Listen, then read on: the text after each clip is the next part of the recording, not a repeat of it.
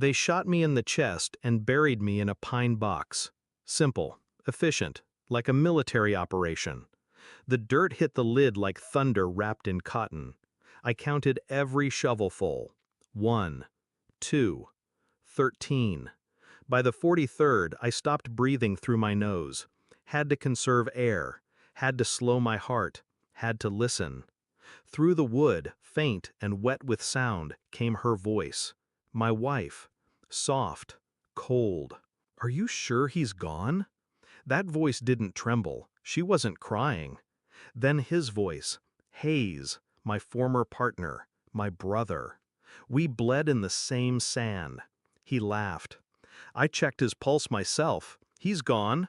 Now we collect the 2 million. Then we go get his daughter. From her grandma's.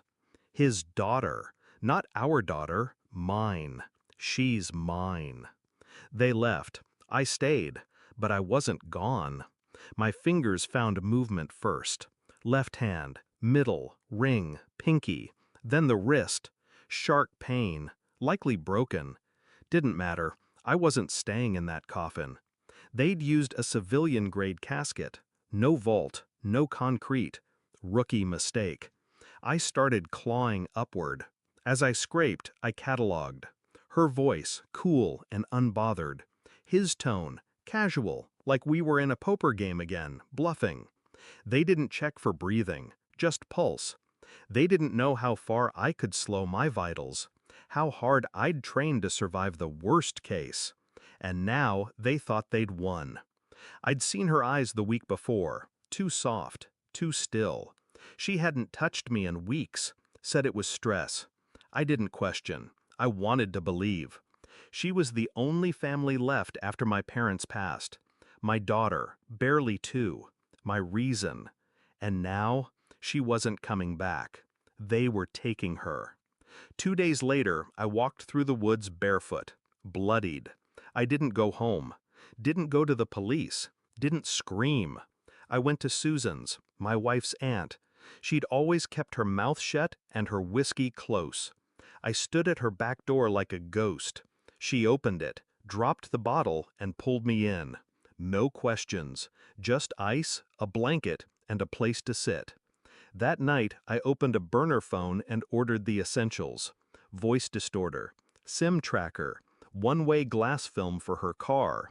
I knew how to disappear. I'd done it overseas. This time, I was vanishing at home. I watched them from across the street the next morning. They were laughing in my house, eating on my plates. She wore his shirt. He held my daughter's bear, the one I carried through my last deployment. That was when I knew. It wasn't just about the money. They'd planned this. I found my original marriage certificate, forged a copy with a silent null clause, something no one checks. Then I sent it, anonymously, to my lawyer. The will would trigger soon. They'd be too comfortable by then. I only needed one more piece. Proof my daughter was mine. I got it with a strand of her hair, swabbed from the bear's stitched mouth. She was mine. Undeniable. They hadn't taken everything. Not yet. I waited until the insurance cleared. They bought a new house that week, moved in like royalty. Hayes sold my truck. She sold my tools. My metals went in a yard sale for $5. I watched it all through a scope. No bullets, just glass. Then I walked up the front steps one evening, suit clean, tie tight. Knocked once. Hayes answered the door and turned white. She came behind him. Her voice cracked this time. You're dead." I handed her the DNA report. She looked at it, then at me. What is this?" I said nothing. Hayes tried to speak. I handed him the forensic insurance audit with his signature and my burial photos.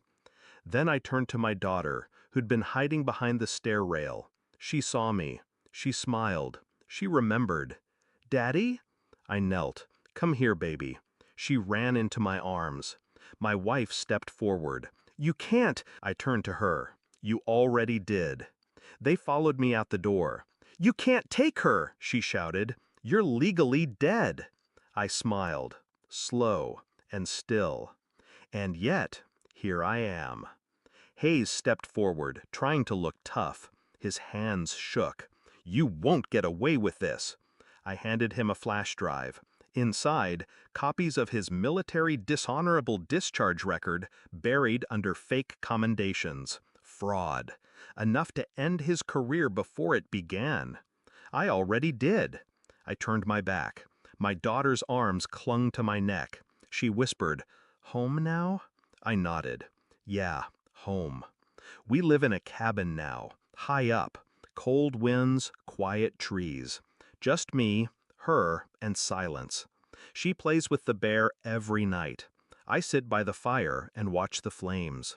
I don't miss them. I don't think about them. They took everything that could be taken, but I was never the one buried. They were. And the best part? I never raised my voice. I never raised a hand. I just rose. And now, every time they check the mailbox and see the letters stamped "Returned Deceased," they remember what they almost got away with. They thought I was gone, but I was just getting started.